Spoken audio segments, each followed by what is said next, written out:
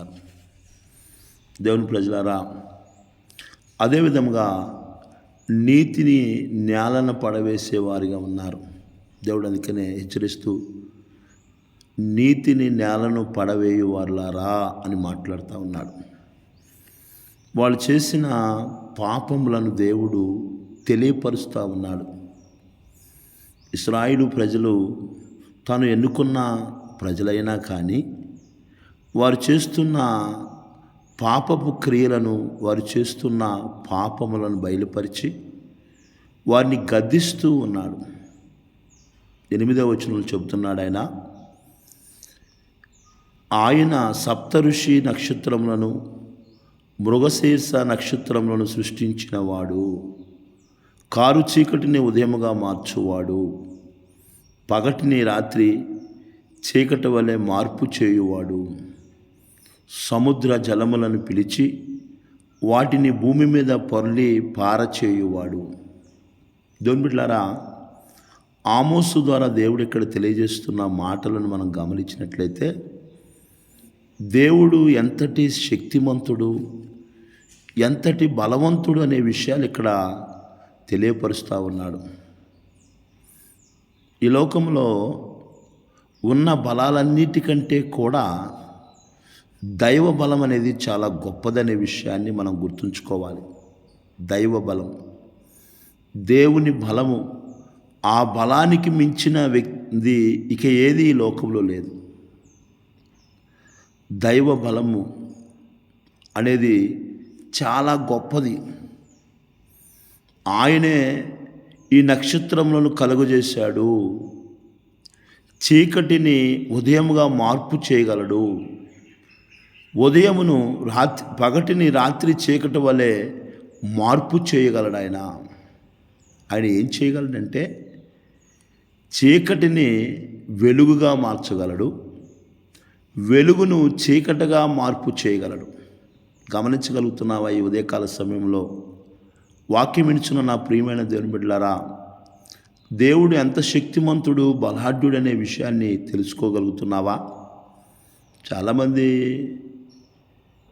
ఏదో వెళ్తున్నాము, దండం పెట్టుకుంటున్నాము, ప్రార్థన చేసుకుంటున్నాము, 4 మాటలు వింటున్నాము, వస్తున్నామనే కానీ మనం అనుసరిస్తున్న దేవుడు, మనం వెంబడిస్తున్న దేవుడు, మనల్ని రక్షించిన దేవుడు, మనల్ని బలపరిచే దేవుడు, మనల్ని ఆశీర్వదించిన దేవుడు ఎంతటి శక్తిమంతుడనే విషయాన్ని తెలుసుకోగలుగుతున్నావా? ఆయన ఏదైనా చేయగలడు. సమస్త క్రియలు నువ్వు చేయగలవని నేనిప్పుడు తెలుసుకున్నానయ్యా అంటున్నాడు. యోబు చెబుతున్న మాట ఏంటంటే, యోబు గ్రంథంలో మరి చివరి అధ్యాయంలో చెబుతా ఉన్నాడు. 42వ అధ్యాయంలో అంటున్నాడు, నీవు సమస్తమును క్రియలు చేయగలవని, నీవు ఉద్దేశించినది ఏది నిష్ఫలము కానేరదని నేను ఇప్పుడు తెలుసుకున్నాను అంటున్నాడు. ఎవరు? యోబు. యోబు నీతిమంతుడు, యోబు యథార్థవంతుడు, యోబు న్యాయవంతుడు, దేవుడంటే భయభక్తు కలిగిన వాడు, యోబు ప్రార్థనాపరుడు, యోబు సహనం కలిగిన వాడు, యోబు జాలి కలిగిన వాడు, యోబు తనను నిందిస్తున్న తన స్నేహితుల కొరకు ప్రార్థించే వ్యక్తి యోబు. దేవుడు ఆయన గురించి సాక్ష్యం చెబుతున్నాడు. యోబు లాంటి వ్యక్తి ఊజు దేశంలో లేడని చెప్పట్లా. ఏం చెబుతున్నాడు యోబు గురించి అంటే, భూమి మీద ఉన్న మనుషులందరికంటే యోబు గొప్పవాడు అని చెబుతున్నాడు. అందరి గొప్పవాడైన దేవుని చేత సాక్ష్యం పొందుకున్న యోబు 42వ అధ్యాయములు అంటే చివరి అధ్యాయములు అంటున్నాడు, నువ్వెంత శక్తిమంతుడవయ్యా, నువ్వు ఉద్దేశించినది ఏదైనా జరిగిద్ది, నీవు సమస్త క్రియలు చేయగలవు అని చెబుతున్నాడు. ఈ యొక్క ఉదయకాల సమయంలో వాక్యం ఇచ్చిన నా ప్రియమైన దేవుని బిడ్డలారా, దేవుడు బలమైన వాడు, బలమిచ్చువాడు, బలాఢ్యుడు అనే విషయాన్ని మనం గుర్తుంచుకోవాలి. కీర్తనాకారుడైన దావీదు చెబుతా ఉన్నాడు. కీర్తనల గ్రంథము 62వ కీర్తన 11వ చరణాన్ని మనం చదివినట్లయితే దేవుని మాటలు ఈ విధంగా, బలము తనదని ఒక మారు దేవుడు సెలవిచ్చెను, 2 మారులు ఆ మాట నాకు వినబడెను. దావీదు అంటున్నాడు, బలము తనదని దేవుడు చెబితే, ఒక్కసారి చెబితే అది 2 సార్లుగా వినబడదంట. ఈరోజు దైవజనులు దేవుడు అనేక రకాలుగా దేవుని వాక్యాన్ని తెలియపరుస్తున్నా కానీ వినబడని వ్యక్తులుగా అనేకులు ఉంటున్నారు. ఉదయకాల సమయంలో గమనించగలుగుతున్నావా? ఒకసారి చెబితే దావీదుకి 2 సార్లు వినబడిందంట. ఈరోజు 100 సార్లు చెప్పినా కానీ ఒక్కసారి వినే వ్యక్తులు లేకుండా పోయారు అనే విషయాన్ని మనం గుర్తుంచుకోవాలి. దేవుని వాక్యం అంటే ఎంత శ్రద్ధ ఉంది దావీదుకి, దేవుని వాక్యం అంటే ఎంత ఆశ ఉంది దావీదుకి. ఈరోజు మన పరిస్థితులు ఏంటి? ఎలా ఉంటున్నాం మనం? దేవుని బిడ్డలారా, దేవుడు బలం అనేది దేవునిది. ఆయన బలమైన చూడండి, 65వ కీర్తనలో 6వ చరణంలో కూడా గమనించినట్లయితే, బలమునే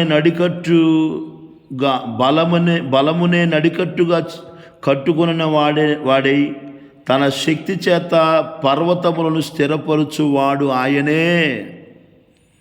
బలం అనేది దేవుడు నడికట్టిగా కట్టుకున్నాడంట. దావీదు చెబుతా ఉన్నాడు, నడికట్టిగా కట్టుకొని తన శక్తి చేత పర్వతములను స్థిరపరచువాడు.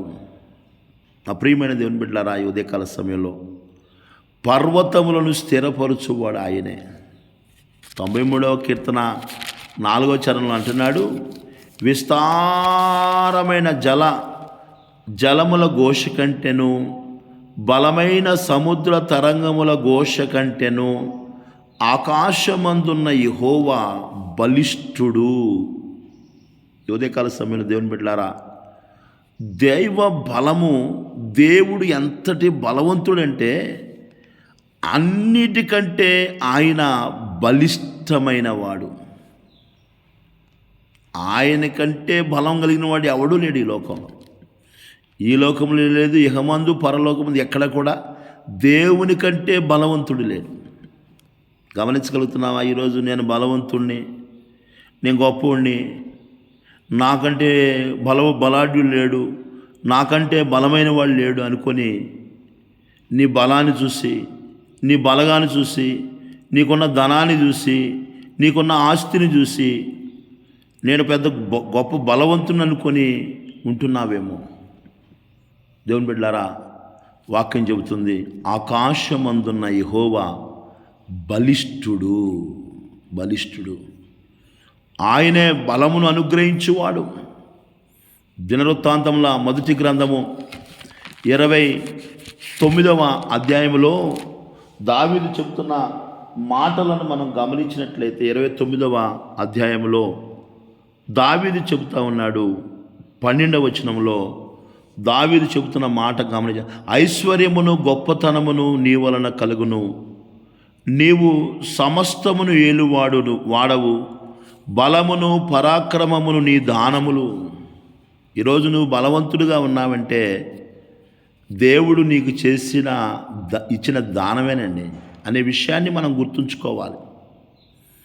దావీదు ఆ విషయాన్ని గ్రహించాడు. అంటున్నాడు ఆయన, బలమును పరాక్రమమును నీ దానములు, హెచ్చించు వాడవును, అందరికీ బలము ఇచ్చు వాడవు నీవే.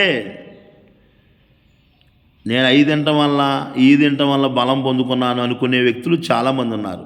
ఎదురా ఇంత బలంగా ఉన్నావు నువ్వంటే, నేను తినే తిండి నన్ను ఇంత బలవంతునిగా మార్చింది అనుకుంటారు చాలామంది. దేవుని బిడ్డలారా, అనేకులు తినగల స్థితిలో ఉన్నా కానీ బలహీనులుగానే ఉన్నారు. బలం అనేది తినే దాంట్లో వస్తుందని చాలామంది దృష్టి పెడతా ఉన్నారు. కానీ దావీదు గ్రహించాడు. దావీదు ప్రజలందరూ ఎదుట ఒప్పుకుంటున్నాడు. ఆయన చెబుతున్నాడండి, ఈ బలం నాది కాదు, ఈ బలగం నాది కాదు, ఆయన బలమును పరాక్రమములు అనుగ్రహించే దేవుడు ఆయన. ఈరోజు ఒకసారి మనల్ని మనం పరిశీలన చేసుకోవాలి. నీకున్న బలము నా బలగం అనుకుంటున్నావేమో. దేవుడు చెబుతున్నాడు, దావీదు చెబుతా ఉన్నాడు, ఐశ్వర్యమును గొప్పతనమును నీ వలన కలుగును. నీవు కలిగి ఉన్న ఐశ్వర్యము, నీకున్న గొప్ప పేరు ప్రఖ్యాతలు అది దేవుడిచ్చినదే అనేది చాలామంది గ్రహించట్లేదు. దావీదు గ్రహించాడు. అయ్యా, ఈ ఐశ్వర్యం ఇచ్చింది నీవే, ఇంత గొప్పవాణ్ణిగా నన్ను చేసినది నీవే, నీవు సమస్తమును ఏలే దేవుడవు అని చెబుతూ బలమును పరాక్రమమును నీ దానములు, నువ్వు దానం చేస్తేనే. దానం అంటే ఏంటండి? ఒకసారి మనల్ని మనం పరిశీలన చేసుకోవాలి. దానం అంటే ఇతరుల యెడల కనికరంతో చేసేది దానం, ప్రేమతో చేసేది దానం. మనల్ని కనికరించి మన మీద ప్రేమతో ఆయన దానం చేస్తాడు. దానం చేయటం వలన మనకి బలం కలిగి ఉంది, పరాక్రమశాలులుగా ఉంటున్నాం. మనం దేవుడిచ్చిన దాన్ని బట్టే బలవంతులుగా ఉంటున్నాం. మనం ఆయన దానం చేశాడు. ఈ ఉదయకాల సమయంలో గమనించాలి దేవుని బిడ్డలారా, హెచ్చించు వాడవును, అందరికీ బలమిచ్చు వాడవు నీవే. అందరికంట దావీదు చెబుతా ఉన్నాడు, అందరికీ బలమిచ్చు వాడవు నీవే. దేవుడు అందరికీ బలిష్ఠుడు. బలము పరాక్రమములు ఆయన అనుగ్రహించే దేవుడు. అందరికీ బలమిచ్చు వాడవు నీవే. ఎంత చక్కని మాట అండి. ఈ ఉదయకాల సమయంలో గమనించగలుగుతున్నావా? నీ బలాన్ని చూసుకొని, నీకున్న బలగాన్ని చూసుకొని, నీకున్న ధనాన్ని చూసుకొని, నీకున్న ఐశ్వర్యం చూసుకొని, నీకున్న సంపదను చూసుకొని, నీకున్న జ్ఞానమును చూసుకొని, నేను గొప్పవాడిని, నేను బలవంతుణ్ణి, నేను జ్ఞానవంతుణ్ణి, నన్ను మించిన వాళ్ళు ఎవరు లేరు అనుకుంటున్నావేమో. కానీ దేవుని బలము ఎంత గొప్పది. ఆయన బలిష్టమైన దేవుడు. బలమునే తనకు నడికట్టిగా కట్టుకున్నవాడు ఆయన. బలము తనదని దావీదుతో చెప్పినప్పుడు 2 మార్లు ఆ మాట దావీదుకి వినబడినట్లు చెబుతా ఉన్నాడు. దావీదు సర్వ సమాజమును ఎదుట చెబుతా ఉన్నాడు, ఈ ఐశ్వర్యం ఇచ్చింది, ఈ గొప్పతనం ఇచ్చింది దేవుడే అని చెబుతా ఉన్నాడు. ఈరోజు నువ్వు చెప్పగలవలాగా? ప్రభువుని వెంబడిస్తున్న నా ప్రియమైన దేవుని బిడ్డలారా, అనేకులు మా జ్ఞానం వలన, మా తెలివితేటల వలన, మా ప్రయాసం వలన, మా కష్టం వలన, మనం చేసే దాని వలన మాకు ఈ గొప్పతనం వచ్చింది, ఈ ఐశ్వర్యం వచ్చింది, ఇంతటి బలవంతులుగా మేము ఉన్నాము అనుకొని చెప్పుకొని విర్రవీగే ప్రజలు చాలామంది ఉన్నారు. కానీ దావీదు అలాంటి వాడు కాదండి. దావీదు అంటున్నాడు, దేవుడిచ్చిన బలం ఇది అంటున్నాడు, దేవుడిచ్చిన గొప్పతనం అంటున్నాడు. ఒకసారి మనం పరిశీలన చేసుకోవాలి. ఈ ఉదయకాల సమయంలో వాక్యం ఇచ్చిన నా ప్రియమైన దేవుని బిడ్డలారా, మన పరిస్థితి ఎలా ఉంది ఒకసారి? ఆనాడు ఆమోసు కాలంలో ఉన్న ప్రజలు కూడా ఉన్న స్థితిలోనే మనం ఉంటున్నామా? లేదా మనం కలిగి ఉన్న సమస్తము కూడా అది దేవుని వలన కలిగింది మాకని దేవునిని మహిమపరిచే వ్యక్తులుగా ఉంటున్నామా? ఒకసారి పరిశీలన చేసుకొని, బలమని మనకిచ్చిన బలం అనేది దేవుడిదని దేవుడిచ్చిందని, ఆయన దానం చేశాడని గుర్తు చేసుకొని ఎల్లప్పుడూ ఆయనకు కృతజ్ఞులై ఆయనను మహిమపరిచే జీవితాలను ప్రభు ప్రతి బిడ్డకు దయచేయునుగాక. అనేకమైన విషయాలు ఉన్నాయి. రేపటి దినాన ధ్యానం చేసుకుందాం. దేవుడి కొద్ది మాటలు మనందరి వినికిల్లో దీవించునుగాక. ఆమేన్.